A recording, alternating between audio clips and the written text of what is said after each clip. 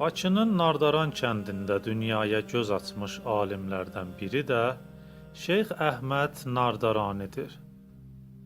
Şeyx Əhməd Kərbəlayı Alxas oğlu təxminən 1870-1872-ci illərdə Bakının Nardaran kəndində dünyaya gəlmişdir. O, ilk təhsilini doğma kəndindəki mədrəsədə aldıqdan sonra elmini təkmilləşdirmək üçün 1884-cü ildə atası Kərbəlayı Alxasın məsləhəti ilə İranın Qum şəhərinə yollanır. 4 ilə yaxın orada təhsil alan Şeyx Əhməd ustadlarının köməyi ilə Nəcəf Əşrəfə gedir. Şeyx Əhməd Nəcəf Elmiyyə Hovzəsində dövrün tanınmış alimlərindən olan Mirzə Naini, Axund Xorasani və Seyid İsfahaninin dərslərində iştirak edir. Dərin zəka və hafizəyə malik olan Şeyx Əhməd dini elmlərlə yanaşı astronomiya, həndəsə, şərqin tarixi və təbabətini də öyrənir. Şeyx Əhməd Nəcəf Elmiyyə Hovzəsində 32 il təhsil və elmi fəaliyyətlə məşğul olduqdan sonra ictihad dərəcəsinə çatır və 1912-ci ildə Azərbaycana qayıdır.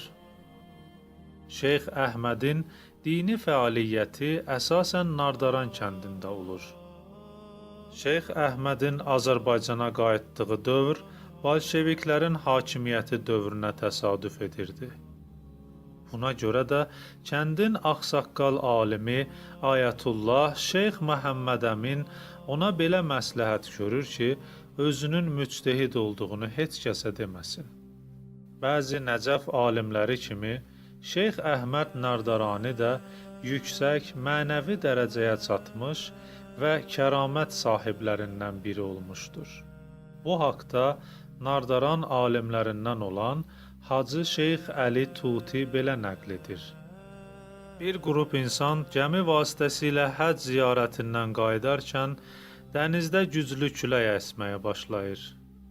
Gəmidə olan hacılar artıq gəminin təhlükə ilə üzləşdiyini görüb, aralarında olan Şeyx Əhməd ağadan xahiş edirlər ki, tufanın yatması üçün Allaha dua etsin.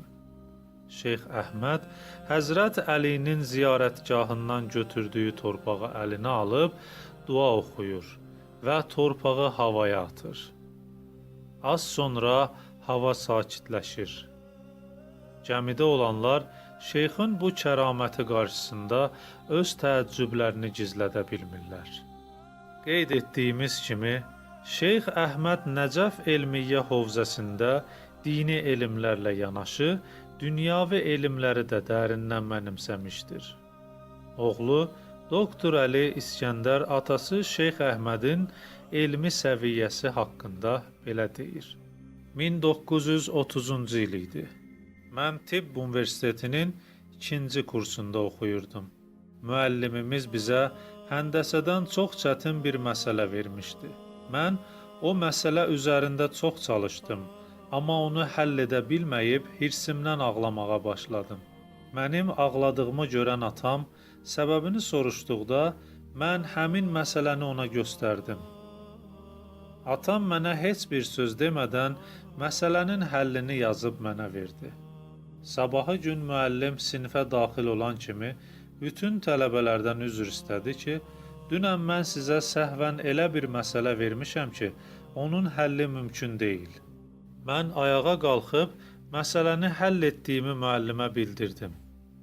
Müəllim çox təəccüblə dedi: "Bu mümkün deyil.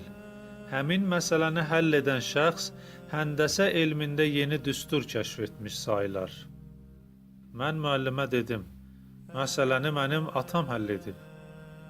Bu məsələdən sonra Tibb Universitetinin və digər elm mərkəzlərinin müəllimləri həftədə bir neçə gün Şeyx Əhməd ağanın yanına gələrək onunla elmi müzakirələr aparırdılar.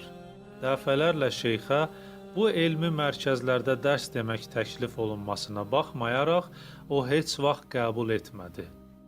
1936 1937-ci illərdə ruhani alimlərin kütləvi şəkildə həbsləri başladıqda Şeyx Əhməd, Şeyx Həsən, Şeyx Rəsul və Nardaran ağsaqqallarından olan Baba adlı bir şəxs də ruhanilərin kütləvi həbsinə qarşı çıxdığı üçün həbs olunur.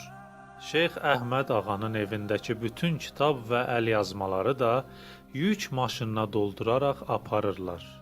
NKVD-nin zindanına salınan Şeyx Əhməd ağa artıq bir neçə gündən sonra güllələnəcəyini bilirdi. 1937-ci il idi.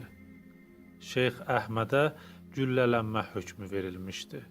Şeyx Əhməd hökm icra edilməzdən öncə zindanın nəzarətçilərindən 2 rükət namaz qılmaq üçün vaxt istəyir. 2 rükət namaz qıldıqdan sonra onu güllələyib şəhid edirlər. Şeyx Əhməd, Allah səni övliyaları və Kərbəla şəhidləri ilə məşhur etsin. Sən ölməmisən, yolun davam edir və yolun davam etdikcə də sən də yaşayırsan.